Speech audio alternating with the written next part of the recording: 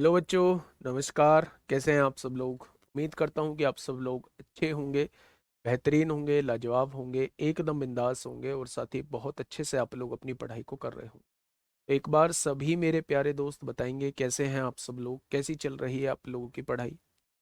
कैसी चल रही है आप लोगों की पढ़ाई? एकदम शानदार चल रही होगी, एकदम ज़बरदस्त चल रही होगी। दूसरा, अगर मैं बात करूं तो प्यारे दोस्त, हम लोग 2 चैप्टर कर चुके हैं। नंबर सिस्टम हम लोग कर चुके हैं, एचसीएफ एलसीएम हम लोग कर चुके हैं। बिल्कुल बेसिक से चीज़ें की हैं और एक अच्छे लेवल तक हम लोगों ने चीज़ें की हैं। मुझे नहीं लगता कि अब आपका कोई क्वेश्चन बचेगा। आप लोगों को, बहुत सारे बच्चों को ये डाउट था कि जी आप मतलब ऐसे धीरे पढ़ाओगे तो कैसे सिलेबस कंप्लीट होगा, तो वो सारी चीज़ आप मेरे हाथ में छोड़ दीजिए, है ना। 2 चैप्टर हुए हैं अब। क्योंकि इसमें 3 कोर्सेज हैं तो तीनों कोर्स के हिसाब से चारों चार कोर्सेज हैं, चारों कोर्स के हिसाब से मुझे पढ़ाना होता है। जहां अगर मैं बात करूं S C F L C M में, ए डब्ल्यू और टीपीओ में क्वेश्चंस देखने को नहीं मिले थे, आज एक ऐसे चैप्टर की शुरुआत हम लोग करने जा रहे हैं जहां से हर एग्जाम में क्वेश्चन पूछा गया है। चाहे वो आप लोगों का दिल्ली पुलिस कांस्टेबल हो, चाहे वो आप लोगों का हेड कांस्टेबल मिनिस्ट्रियल हो, चाहे वो आप लोगों का ड्राइवर हो, चाहे वो आप लोगों का ए डब्ल्यू ओ टीपीओ, हर एग्जाम में बच्चे यहाँ से क्वेश्चन पूछा गया है। तो एक बार हेडिंग बनाएंगे सभी साथी मेरे, हेडिंग बनाएंगे सभी साथी मेरे, कि आज हम लोग जो स्टार्ट करने जा रहे हैं वो रेशो एंड प्रोपोर्शन स्टार्ट करने जा रहे हैं। रेशो एंड प्रोपोर्शन स्टार्ट करने जा रहे हैं। क्लास जो है आज आप लोगों की 40 मिनट की होगी। आज डॉक्टर का अपॉइंटमेंट है मेरा 12:15 का, और मुझे सेक्टर 128 पहुंचना है तो टाइम लगेगा, इसलिए 40 मिनट की क्लास बस आज आप लोगों की मैं लूँगा। अगर मैं इसकी हिंदी की बात करूं तो इसे हिंदी में कहा जाता है मेरे प्यारे दोस्त अनुपात और समानुपात। अनुपात और समानुपात इसे मेरे प्यारे साथी बोला जाता है। अनुपात और समानुपात इसे मेरे प्यारे साथी बोला जाता है। सबसे पहले इसकी डेफिनेशन को समझिए कि डेफिनेशन क्या होती है बच्चे। अगर मैं आप लोगों से कहूं कि अनुपात क्या होता है, अनुपात क्या होता है, तो आप कहेंगे जब भी दो चीजों में तुलना करने का काम हम लोग करते हैं तो उसे हम लोग अनुपात कहते हैं। और एग्जाम्पल, अगर मैं आप लोगों से ये कहूं कि मेरी सैलरी उसकी सैलरी से दुगनी है, मेरी सैलरी उसकी सैलरी से दुगनी है, तो ये मैंने तुलना करने का काम किया है। ठीक है, ये मैंने तुलना करने का काम किया है, तो ये क्या हो जाएगा, ये मेरे भाई रेशो हो जाएगा। मेरी हाइट उसकी हाइट की आधी है, तो ये मैंने तुलना करने का काम किया है, ये मैंने तुलना करने का काम किया है, तो ये क्या हो जाएगा मेरे भाई, अनुपात हो जाएगा। लेकिन जब बात समानुपात की आती है तो समानुपात में दो रेशो को तुलना करते हैं, दो रेशो की तुलना करते हैं। मान लो यहाँ दो दो क्वांटिटी की तुलना करते हैं, और यहाँ जो है वो दो रेशो की तुलना करते हैं। अगर मैं आपसे कहूँ ये एक रेशो आप लोगों को दिया है और ये एक रेशो आप लोगों को दिया है, अगर इनके बीच में ये चार बिंदी हम लोग लगा देते हैं तो इसे समानुपात कहा जाता है। इसे मेरे भाई प्रोपोर्शन कहा जाता है। क्या कहा जाता है? इसे मेरे भाई प्रोपोर्शन कहा जाता है, समानुपात कहा जाता है। तो उम्मीद है इन दोनों की डेफिनेशन आप लोगों को समझ में आ चुकी होगी। अगर मैं आप लोगों से ये कहूं जब भी दो क्वांटिटी में तुलना करने का काम होगा तो उसे हम अनुपात कहेंगे, रेशो कहेंगे। और जब भी मेरे भाई दो रेशो में तुलना करने का काम होगा उसे प्यारे दोस्त हम लोग समानुपात कहेंगे। अब जब चैप्टर शुरू होता है तो मेरे भाई इसमें कुछ टर्म्स आती हैं, उन टर्म्स के बारे में आप लोगों को पता होना चाहिए। पहली टर्म्स क्या होती है? पहली टर्म होती है मेरे भाई डुप्लीकेट रेशो। क्या होता है? पहली टर्म होती है मेरे भाई डुप्लीकेट रेशो। क्या होता है? डुप्लीकेट रेशो क्या होता है? जिसे हम लोग कहते हैं वर्गानुपात कहते हैं। मेरे भाई मुझसे तेज नहीं बोला जाएगा, इससे ज्यादा। वर्गानुपात कहते हैं। दूसरी टर्म इसके अंदर आती है भाई साहब सब डुप्लीकेट रेशो। क्या होता है? दूसरी टर्म आती है कि सब डुप्लीकेट रेशो क्या होता है। बहुत आसान सा क्वेश्चन यहां से बन रहा होता है इन चीजों पर। इसे हम लोग कहते हैं वर्गमूलानुपात, इसे हम लोग कहते हैं वर्गमूला अनुपात इसे हम लोग कहते हैं। तीसरा होता है मेरे भाई, तीसरा होता है ट्रिप्लीकेट रेशो। क्या होता है ट्रिप्लीकेट रेशो? क्या होता है ट्रिप्लीकेट रेशो? क्या होता है मेरे प्यारे दोस्त? और इसे कहा जाता है तृतीयानुपात। क्या तृतीय नहीं, इसे कहा जाता है घनानुपात। क्या होता है घनानुपात? क्या होता है? तो ये मेरे प्यारे दोस्त तीन टर्म्स आपके सामने हैं, आगे इनके बाद बताऊंगा चौथी टर्म्स। तो पहले इन तीन टर्मों को समझिए कि एक्चुअल में तीनों टर्म होते क्या हैं। ध्यान से सुनिएगा, ध्यान से सुनिएगा मेरे भाई। अगर मैं आप लोगों से ये कहता हूं कि आपके पास एक रेशो दिया हुआ है ए अपॉन बी, आपके पास एक रेशो दिया हुआ है ए अपॉन बी। अगर मैं आप लोगों से कहूं इसका डुप्लीकेट रेशो बताइए, इसका डुप्लीकेट रेशो बताइए, तो मेरे भाई दिए गए रेशो का आप वर्ग कर देंगे तो ये इसका डुप्लीकेट रेशो आ जाएगा। ये इसका डुप्लीकेट रेशो प्यारे दोस्त आ जाएगा। अगर मैं एग्जाम्पल के तौर पे देखूं, मान लो 2/3 आप लोगों को दिया हुआ है और आप लोगों से कहा जाता है इसका डुप्लीकेट रेशो बताइए, इसका वर्गानुपात बताइए, तो मेरे भाई स्क्वायर कर देना। इसका वर्गानुपात कितना हो जाएगा? 4/9 हो जाएगा। 4/9 हो जाएगा मेरे भाई। क्या ये बात समझ में आ गई? मेरे भाई नाम से कंफर्म हो रहा होगा कि वर्गमूलानुपात क्या होता है। वर्गमूलानुपात मतलब एक रेशो आप लोगों को दिया होगा, एक रेशो आप लोगों को दिया होगा, और अगर उसका अंडर रूट आप लोग निकाल देते हैं तो ये उसका वर्गानुपात हो जाएगा, ये उसका वर्गानुपात हो जाएगा। जैसे मेरे प्यारे दोस्त, अगर मैं एग्जाम्पल के तौर पे बात करता हूं, आपके सामने 16/25 दिया हुआ है, आपके सामने 16/25 दिया हुआ है, और मैंने आपसे पूछा इसका सब डुप्लीकेट रेशो बताइए, इसका वर्गमूला अनुपात बताइए। तो आप क्या करेंगे? दिए गए रेशो का वर्गमूल निकाल देंगे, तो आप कहेंगे इसका वर्गमूला अनुपात जो होगा वो 4/5 हो जाएगा। ठीक है। अगर आपसे डुप्लीकेट रेशो पूछा जाता है तो वो स्क्वायर होता है। अगर आपसे सब डुप्लीकेट रेशो पूछा जाता है तो वो दिए गए रेशो का अंडर रूट यानी कि स्क्वायर रूट होता है। ठीक है। आगे अगर मैं बात करूं, ये है ट्रिप्लीकेट रेशो। ये है मेरे प्यारे दोस्त क्या? ट्रिप्लीकेट रेशो आपके सामने है। कोई भी रेशो आप लोगों को दिया हुआ है, मान लो ए अपॉन बी आप लोगों को दिया हुआ है, ट्रिप्लीकेट रेशो आप लोगों से पूछना चाह रहा है। ट्रिप्लीकेट रेशो का मतलब होता है दिए गए रेशो का अगर आप क्यूब कर दोगे तो वो इसका ट्रिप्लीकेट रेशो बन जाएगा, वो इसका ट्रिप्लीकेट रेशो बन जाएगा। अगर एग्जाम्पल की तरफ मैं लेके चलूं तो मेरे प्यारे दोस्त, अगर आपके सामने 2/3 दिया हुआ है और इसका ट्रिप्लीकेट रेशो आपसे पूछा है, तो मेरे भाई 2/3 का क्यूब कर देंगे तो ये क्या हो जाएगा? 8/27 हो जाएगा। 8/27 हो जाएगा, ये इसका ट्रिप्लीकेट रेशो हो जाएगा। क्या ये चीज समझ में आई? तो आपने कहा जी ये चीज समझ में आ गई। जैसे डुप्लीकेट रेशो और सब डुप्लीकेट रेशो होते थे, ठीक वैसे ही ट्रिप्लीकेट रेशो और सब ट्रिप्लीकेट रेशो होते हैं। तो एक और चीज हम लोगों की बच जाती है जिसे हम लोग कहते हैं सब ट्रिप्लीकेट रेशो। सब ट्रिप्लीकेट रेशो जिसे हम लोग कहते हैं, इसे अगर हिंदी में बात करूं तो इसे कहा जाता है घनमूलानुपात। इसे बोला जाता है, क्या बोला जाता है? तो आप कहेंगे इसे घनमूला अनुपात बोला जाता है। जैसे अगर आपके पास कोई भी एक रेशो दिया हुआ है, उसने कहा 64/125 आप लोगों को दिया हुआ है, और आप लोगों से पूछा भैया जी इसका सब ट्रिप्लीकेट रेशो बताइए, सब ट्रिप्लीकेट रेशो बताइए। तो आप क्या करेंगे?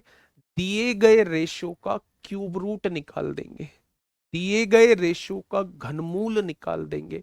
तो मेरे प्यारे दोस्त इसका घनमूल निकालिए।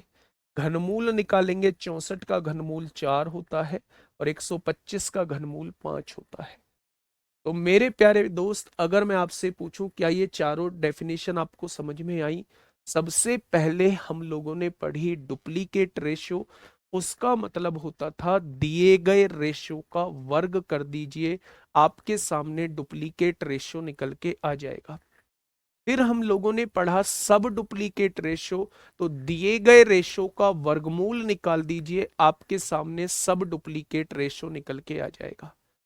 फिर हमने पढ़ा ट्रिप्लीकेट रेशो, तो दिए गए रेशो का क्यूब निकाल दीजिए, ट्रिप्लीकेट रेशो निकल के आ जाएगा। फिर हमने पढ़ा, हाँ, फिर हमने पढ़ा सब ट्रिप्लीकेट रेशो, तो दिए गए रेशो का घनमूल निकाल दीजिए, आपके सामने ट्रिप्लीकेट सब ट्रिप्लीकेट रेशो आ जाएगा। क्या ये बात आपके समझ में आ गई? तो आप कहेंगे जी ये बात हमारे समझ में आ गई है। मेरे प्यारे दोस्त, थोड़ा सा आगे बढ़ने से पहले मैं एक चीज और आप लोगों को बताना चाहूंगा, जो बहुत इंपॉर्टेंट चीज होती है, जिसे हम लोग कहते हैं कंपोनेंडो एंड डिविडेंडो।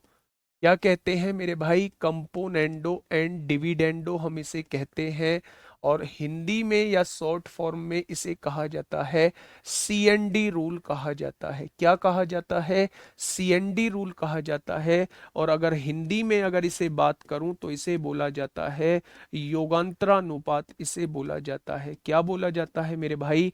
तो आप कहेंगे योग आंतरा अनुपात, इसे मेरे प्यारे साथी बोला जाता है। मतलब क्या होता है? मतलब क्या होता है, उस बात को थोड़ा सा समझने की कोशिश करिएगा कि मतलब क्या होता है। बेटा, नाम से आप लोगों को एक चीज कंफर्म हो रही होगी, इसमें योग भी करना है, इसमें अंतर भी करना है, और उसका अनुपात निकालना है।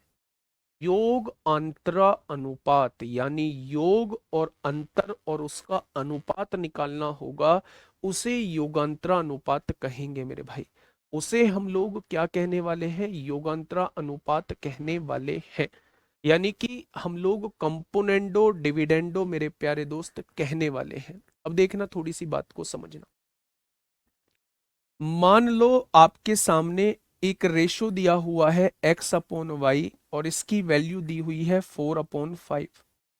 एक वैल्यू दी हुई है x अपॉन वाई, और आपको वैल्यू दी हुई है उसकी 4/5।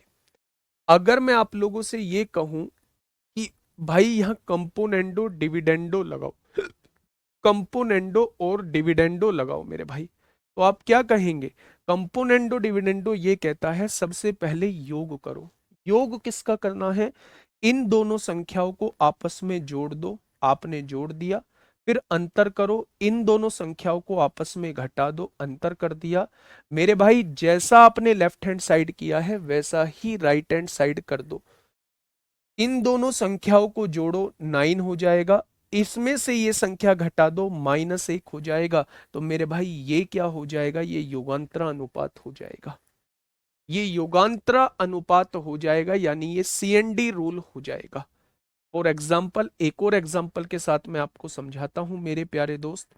मैंने आप लोगों से कहा यदि मैंने आप लोगों से कहा यदि x plus y upon x minus y जो है वो 15/7 दिया हुआ है। x plus y upon x minus y जो है वो 15/7 दिया हुआ है, तो मुझे x अपॉन वाई की वैल्यू बताइए कितनी हो जाएगी। तो x अपॉन वाई की वैल्यू मुझे बताइए कितनी हो जाएगी। मैंने एक क्वेश्चन आपके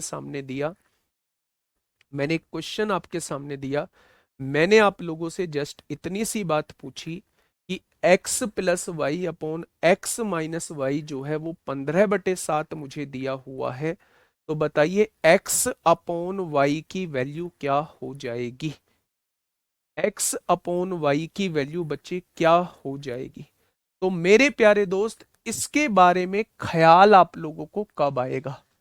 कैसे हम लोगों को क्या चीज हम लोग देखें कि मुझे पता लग जाए कि यहां सीएनडी रूल लगना है। तो जब भी न्यूमरेटर और डिनोमिनेटर आप लोगों को एक जैसे दिखाई दे, केवल साइन का फर्क हो, मेरी बात को थोड़ा सा ध्यान से सुनना। जब भी आप लोगों को अंश और हर समान दिखाई दे, केवल साइन का फर्क हो, चिन्ह का फर्क हो, जब भी न्यूमरेटर और डिनोमिनेटर समान दिखाई दे, केवल साइन का फर्क हो, तो समझ जाना कि वहां सीएनडी रूल लग सकता है। क्या लग सकता है? वहां सीएनडी रूल लग सकता है। सीएनडी रूल ये कहता है कि पहले उन दोनों संख्याओं को जोड़ो। जब आप इन दोनों संख्याओं को जोड़ोगे तो प्लस वाई से माइनस वाई कट जाएगा, एक्स और एक्स 2x हो जाएगा। फिर दोनों संख्याओं को घटाओ, यानी इस वाली संख्या में से आपको घटानी है, ये वाली संख्या घटानी है मेरे प्यारे दोस्त। तो माइनस एक्स से प्लस एक्स कट जाएगा, वाई और 2y हो जाएगा। मैंने क्या किया, पहले इस वाली संख्या में इसको जोड़ा तो मेरे भाई 2x आ गया, फिर इस वाली संख्या में से इसको घटाया तो 2y आ गया। जैसे मैंने लेफ्ट हैंड साइड में किया है वैसे ही मुझे राइट हैंड साइड में करना पड़ेगा। तो मेरे भाई लेफ्ट राइट हैंड साइड में पहले इसको जोड़िए, 15 और 7 22 हो जाएगा, फिर इसको घटाइए, 15 में से 7 जाएगा, 8 बच जाएगा। तो यहाँ x और y का रेशो क्या बन जाएगा, x और y का रेशो 11/4 हो जाएगा। x और y का रेशो क्या बन जाएगा, 11/4 हो जाएगा। क्या ये चीज आपके समझ में आ गई? बोलिए, क्या ये चीज आप लोगों के समझ में आ गई मेरे प्यारे दोस्त? तो आप कहेंगे जी ये चीज हम लोगों के समझ में आ चुकी है। बोलो फटाफट बताइए। क्या कंपोनेंडो डिविडेंडो पे अगर एक और एग्जांपल दूं तो क्या कर पाएंगे? आपने कहा जी दे दो एग्जांपल। मैंने कहा यदि, मैंने एक और एग्जांपल दिया आप लोगों को, यदि a+b/a-b जो है आप लोगों को 4/5 दिया हुआ है, 5/4 दिया हुआ है, a+b/a-b जो है वो 5/4 आप लोगों को दिया हुआ है, तो तो आप मुझे a² अपॉन b² की वैल्यू बताइए कितनी होगी। a² अपॉन b² की वैल्यू बताइए कितनी होगी, बताइए।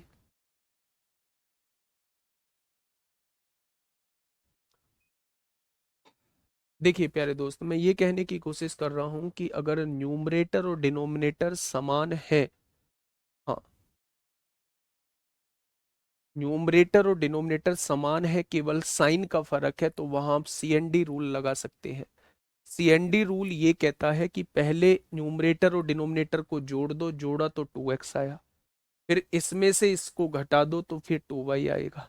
यही सेम काम जो है वो इधर 15 और 7 को जोड़ेंगे 22 आएगा, और 15 में से 7 घटाएंगे तो 8 आएगा। 2 से 2 कट जाएगा, x/y की वैल्यू 11/4 आ जाएगी। अब ध्यान से सुनना मेरे प्यारे दोस्त, मैं क्या कहने की कोशिश कर रहा हूं।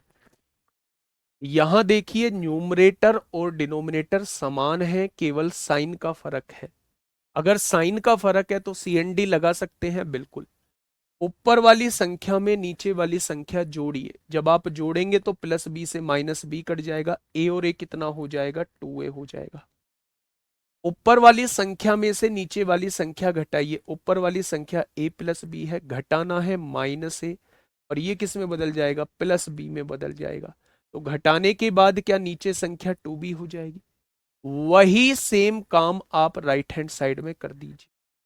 ऊपर वाली संख्या में नीचे वाली संख्या जोड़िए, और ऊपर वाली संख्या में से नीचे वाली संख्या घटा दीजिए। क्या a/b की वैल्यू 9/1 आ जाएगी? क्या a/b की वैल्यू 9/1 आ जाएगी? अब आपसे a/b नहीं पूछा है, आपसे पूछा है a²/b² की वैल्यू क्या होगी। तो मेरे भाई वो जस्ट आपसे इसका स्क्वायर पूछना चाह रहा है, यानी कि आंसर क्या हो जाएगा, 81/1 हो जाएगा। 81/1 हो जाएगा। क्या इस बात में कोई दिक्कत? क्या इस बात में कोई किसी को दिक्कत है? तो आप कहेंगे इस बात में किसी को कोई दिक्कत नहीं है, सी एंड डी के बिना भी हो जाएगा, आप क्रॉस मल्टीप्लाई कर लेंगे तो भी हो जाएगा। लेकिन मैं सी एन डी का इम्प्लीमेंटेशन बता रहा हूं कि सी एन डी का यूज कहां कर सकते हैं। ये क्वेश्चन आपका क्रॉस मल्टीप्लाई से भी हो जाएगा, लेकिन सी एन डी का रूल कैसे कर सकते हैं वो चीज मैं आपको समझाने की कोशिश कर रहा हूं। समझ में आई बातें? बहुत बढ़िया, बहुत शानदार, बहुत लाजवाब। अब आइए मेरे प्यारे दोस्त, आगे की तरफ आइए। ठीक है, पहले टाइप के क्वेश्चंस की तरफ आपको लेके जा रहा हूं। पहले टाइप के क्वेश्चंस, हाँ।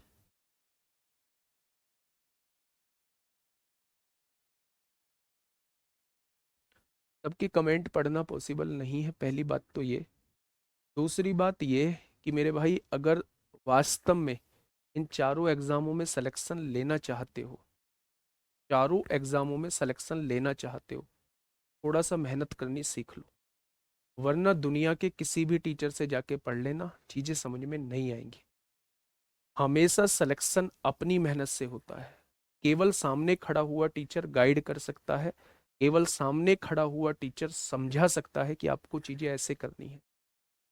ठीक है, अभी कुछ हुआ भी नहीं है, इतने में ही योद्धा एक पधारे हैं और आके जी ये समझ में नहीं आया है, टाइप वाइज पढ़ाओ। मतलब डेफिनेशन में कौन सी टाइप वाइज होती है? डेफिनेशन कौन सी टाइप होती है भाई? डुप्लीकेट रेशो पहली टाइप है, सब डुप्लीकेट रेशो दूसरी टाइप है, ट्रिप्लीकेट रेशो तीसरी टाइप है। ये कौन सी टाइप वाइज होती है? अबे यार मैच्योर बनो मेरे दोस्त। आप उस तरफ जा रहे हैं, अगर एट्थ पे कमीशन के बाद आपकी सैलरी देखी जाए तो आप 80,000, 70,000, 90,000 पे कूद रहे हैं। कोई ऐसे ही दे देगा क्या आपको? मूर्ख है क्या सामने गवर्नमेंट? ऐसे नहीं देगा ना। तो अपने अंदर बदलाव लाना होगा ना, तो वो बदलाव फिर लाते क्यों नहीं हो? क्यों पागलों जैसी हरकतें करते हो?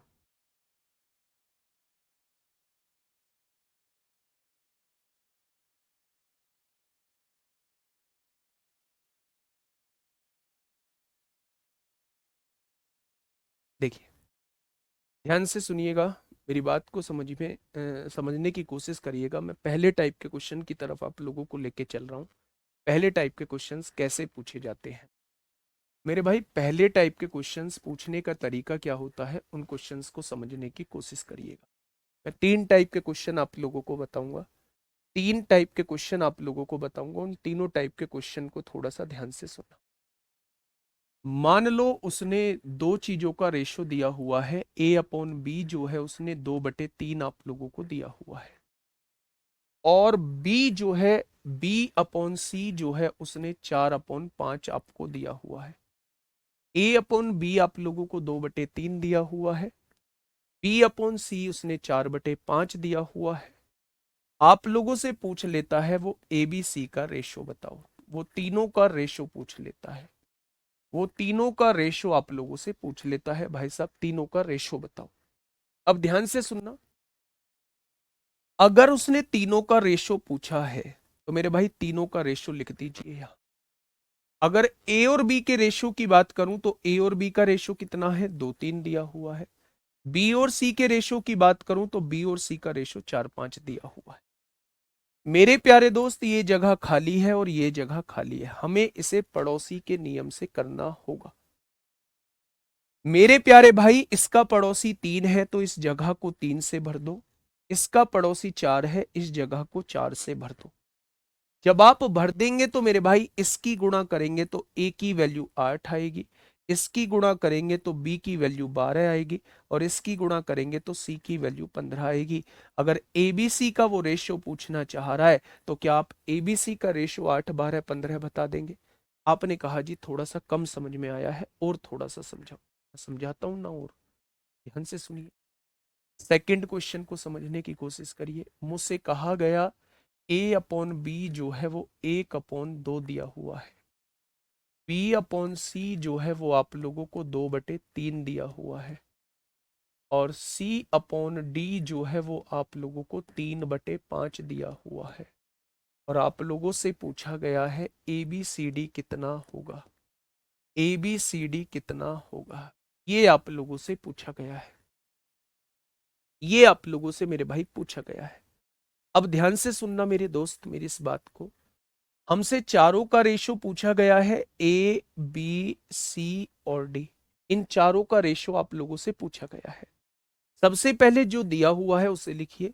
A और B का रेशो कितना दिया है? 1-2 दिया है। B और C का रेशो कितना दिया है? 2-3 दिया है। और C और D का रेशो कितना दिया है? 3-5 आप लोगों को दिया हुआ है। दिया हुआ है, तो आपने कहा जी बिल्कुल दिया हुआ है। अच्छा एक बात बताइए, ये जगह खाली है, ये जगह खाली है, यहाँ ये जगह खाली है, यहाँ ये जगह खाली है, और ये दो जगह खाली है, आपके सामने दी हुई है। अच्छा, इसका पड़ोसी कौन है? दो है, इसे दो भर दीजिए। इसका पड़ोसी दो है, यहाँ दो भर दीजिए। इसका पड़ोसी तीन है, तीन भर दीजिए। इसका पड़ोसी दो है, दो भर दीजिए। इसका पड़ोसी तीन है, तीन लिख दीजिए। इसका पड़ोसी तीन है, क्या आप लिख चुके हैं? सारी जगह को भर चुके हैं आप लोग, तो आप कहेंगे बिल्कुल सही है। मेरे प्यारे भाई, सबकी गुणा करिए। एक दूनी दो, तिया छह हो जाएगा। दो दूनी चार, तिया 12 हो जाएगा। दो तिया छह, तिया 18 हो जाएगा। और यहाँ देखेंगे दो तिया छह पंजे 30 हो जाएगा। यदि मैं आपसे कहूं छह से कट सकता है, तो छह एकम छह, छह दूनी 12, छह तिया 18, छह पंजे 30। अगर कोई ऐसी संख्या है, अगर कोई ऐसी संख्या है जो सबको काट सकती है, तो आप सबको काट दीजिए। ये क्या हो जाएगा? ABCD का रेशो 1 2 3 5 हो जाएगा। ABCD का रेशो जो है वो 1 2 3 5 हो जाएगा। क्या ये चीज समझ में आई? क्या ये चीज समझ में आई? आपने कहा जी एक और क्वेश्चन ऐसा दे दिया जाए, तो मैं एक और क्वेश्चन आपके सामने दे रहा हूं, सोच समझ के जवाब देना। मैंने कहा A/B जो है वो 1/4 है। मैंने कहा B/C जो है वो 2/3 है। और मैंने कहा D/C जो है वो 1/2 है। तो ABCD का रेशो मुझे बताइए। ABCD का रेशो मुझे बताइए, फटाफट बताइए भाई, क्या होगा? फटाफट बताएंगे क्या होगा इस क्वेश्चन का बिल्कुल सही जवाब? फटाफट से मुझे बता दीजिए बच्चे, क्या होगा इसका बिल्कुल सही जवाब? एक बेहतरीन क्वेश्चन आपके सामने है, क्या होगा इस क्वेश्चन का बिल्कुल सही जवाब? ध्यान से सुनिएगा। कौन सा कट रहा है पहले नंबर से? 8 12 15 किससे कटता है भाई? ठीक है, बताइए क्या होगा इस क्वेश्चन का बिल्कुल सही जवाब?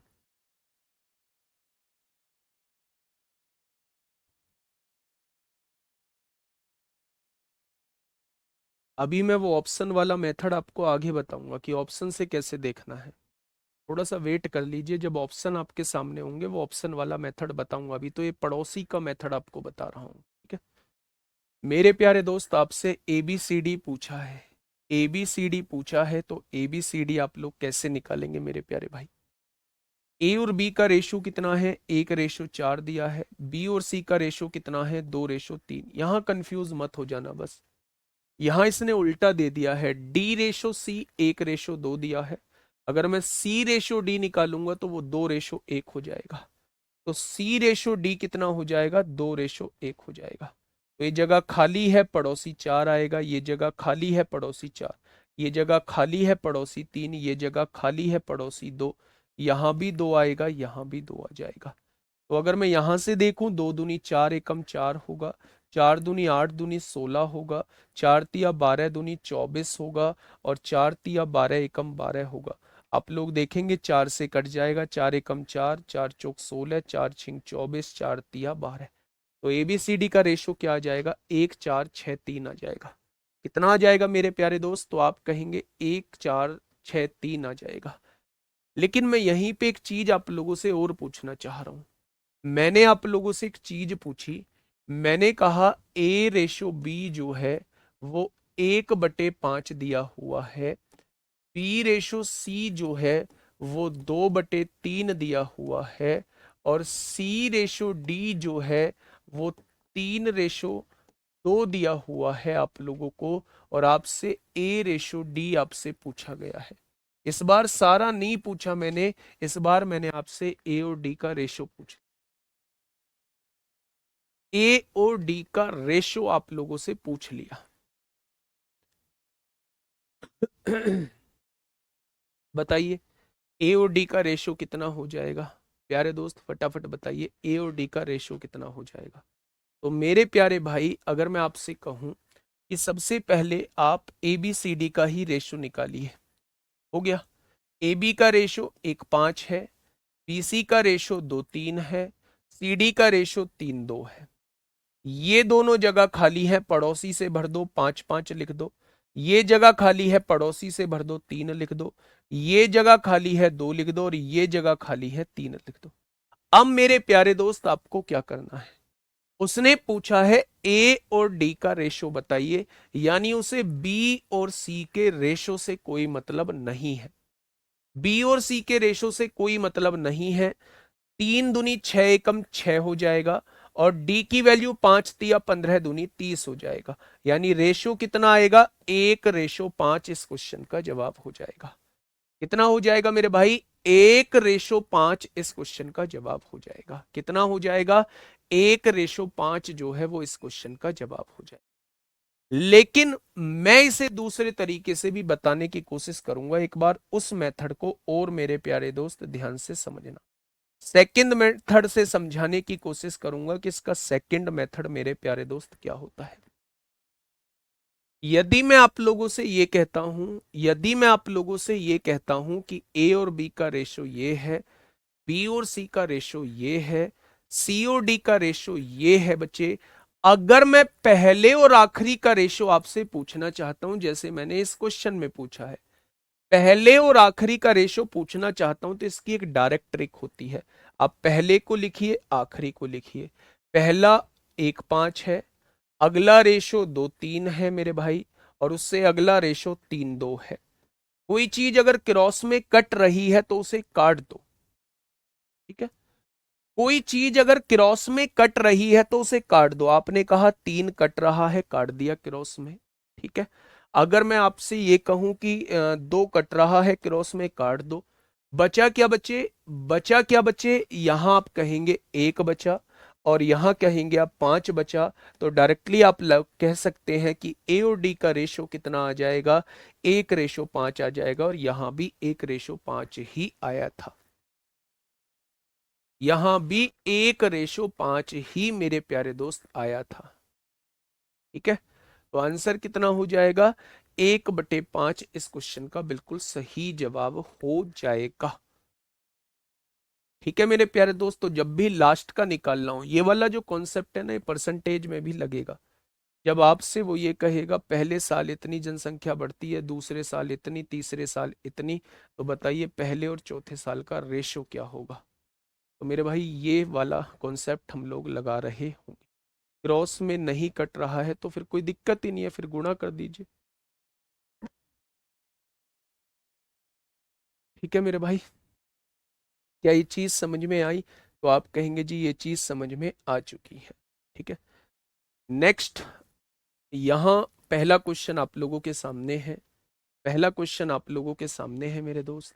आपसे पूछा गया है निम्नलिखित में से क्या सही अनुपात को दर्शाता है। तो मेरे प्यारे दोस्त काट के देख लीजिए, जो रेशो बराबर हो। 3 से काटेंगे 4 बार, 3 से काटेंगे 3 बार, 4 से काटेंगे 4 बार, 4 से काटेंगे 3 बार। क्या ये बराबर है? बिल्कुल सही दर्शा रहा है। 13 11 ये बराबर नहीं है। 15 दूनी 30, 15 तिया 45, इधर 2 3 नहीं आएगा, ये भी बराबर नहीं है, ये दोनों भी बराबर नहीं है। तो इसका जवाब क्या हो जाएगा? यही एक ऐसा ऑप्शन है, यही एक ऐसा ऑप्शन है जिसमें दोनों रेशो बराबर दिए हुए। इधर मैंने 3 से काट लिया तो रेशो 4:3 आ गया। एक्चुअल में रेशो जो होता है वो सिंपलेस्ट फॉर्म होती है, तो जब तक कट सकता है तब तक उसे काटते रहिए। तो ये 4:3 आ गया है, इधर भी 4:3 आ गया है, दोनों रेशो बराबर दिए हुए हैं। अब ये क्वेश्चन बड़ा पूछे गए हैं। एक बार इस क्वेश्चन को पहले समझिएगा, ये क्वेश्चन आप लोगों से क्या पूछना चाह रहा है। ये क्वेश्चन आप लोगों से मेरे प्यारे दोस्त क्या पूछना चाह रहा है, व्हाट इज द रेशियो 25 की पावर 2.5 और अपॉन में 5 की पावर 3। 25 की पावर कितना दिया हुआ है, 2.5 दिया हुआ है, और नीचे कितना दिया हुआ है, 5 की पावर 3 दिया हुआ है। जब भी इस टाइप के क्वेश्चंस आप लोगों से पूछे जाए तो हमेशा इन दोनों के बेस जो होने चाहिए वो सेम होने चाहिए। तो आप 25 को तोड़ लीजिए। 25 को क्या लिख सकते हैं, 5 की पावर 2 25 होता है। इसकी होल पावर कितनी है, 2.5 दी हुई है। नीचे पहले से ही 5 की पावर 3 लिखा हुआ है, तो आपने कहा जी बिल्कुल लिखा हुआ है।